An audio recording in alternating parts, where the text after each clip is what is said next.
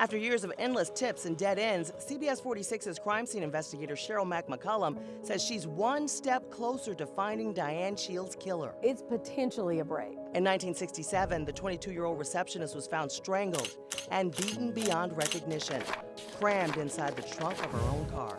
Her fiance literally had to identify her by the engagement ring and the dress she was wearing. Shields' death is woven into the fabric of Atlanta's dark folklore.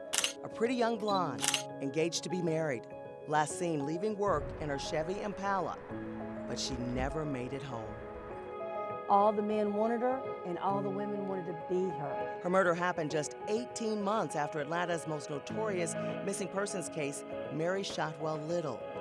In 1965, Little, a bank secretary, vanished into the night outside Lenox Square, which was then a small open-air shopping center. Her last goodbye was to a friend following dinner and shopping. Little's car was later found with blood smears on the front seats. Mary Shotwell Little is literally the largest manhunt in Atlanta history. Her case file was larger with the FBI than the assassination of Bobby Kennedy. So just let that marinate for a minute. Although the women never met, they're connected by coincidence and immortalized in conspiracy theories revolving around sex scandals and hits by the lesbian mafia. After Little disappeared, Shields took her secretary job at CNS Bank, even sitting at Little's old desk and rooming with her former roommates. Absolutely. Now, 52 years later, Mac is convinced the alleged killer is hiding in plain sight right here in Metro Atlanta. I feel very confident he wants to tell it.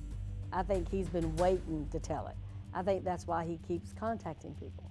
Evidence from both cases has mysteriously disappeared. All of it's missing. But CBS 46 has exclusive access to hundreds of pages of Shields' case file. He wants the attention. Including emails sent to a law enforcement source He wants that connection. from the alleged killer.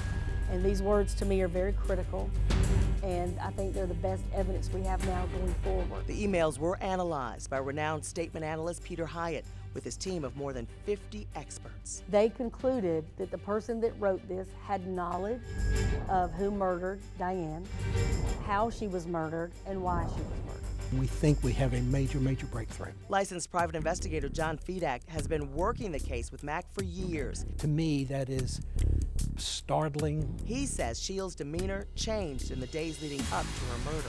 She was becoming secretive, kind of mysterious. She told a couple of people that she was helping the police with the Mary Shotwell Little case. Mac says the killer is an acquaintance of Shields, possibly a co-worker whose crush turned into a deadly infatuation after he was rejected. Diane Shields is beautiful, she's engaged, everybody likes her. Police found her car in East Point at a laundromat off Sylvan Road and Cleveland Avenue.